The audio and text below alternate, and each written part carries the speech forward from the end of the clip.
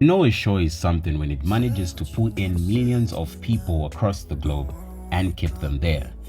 I didn't read any spoilers, had no clue about the plot, and yet 5 episodes into Bridgerton, and I was completely hooked. Since then, let's just say I have been talking about the Duke of Hastings way more than I ever expected. And no, I do not regret it. But here's the thing. Beneath all the drama, the high society gossip, and those ridiculously elegant ballrooms, Bridgerton actually hits some solid life lessons. So here are a few things I have learned from watching Bridgerton up to season 1. Lesson 1. A woman's worth shouldn't be defined by marriage. In the world of Bridgerton, if a woman wasn't married by a certain age, her worth started to disappear. Daphne lived under that pressure. She was raised to believe marriage was her only goal, her only security. But what stands out is that she eventually chooses to love, not just for status. It's a reminder that real worth doesn't come from relationship labels, it comes from knowing your own value and protecting it. Lesson 2. The strongest marriages are built on friendship. Simon and Daphne didn't just fall into passion, they built a foundation through honesty, trust, and shared vulnerability. They became best friends before anything else, and that made everything that followed more real and more meaningful. It's a lesson I think about often.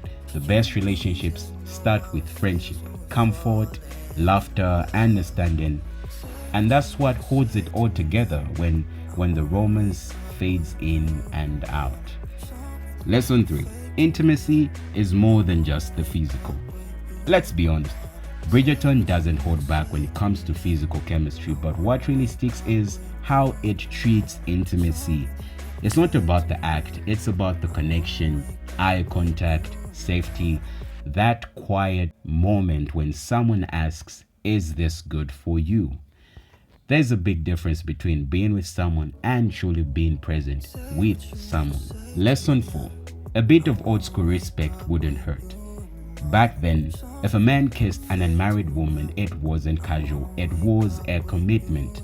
There was formality, permission, honor, and while we've moved on from some of these extremes, the principle still stands. There's something to be said for intentionality, for treating people, especially the ones we care about, with respect, not convenience.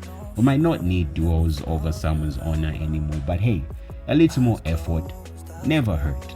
Lesson 5. The fashion was next level.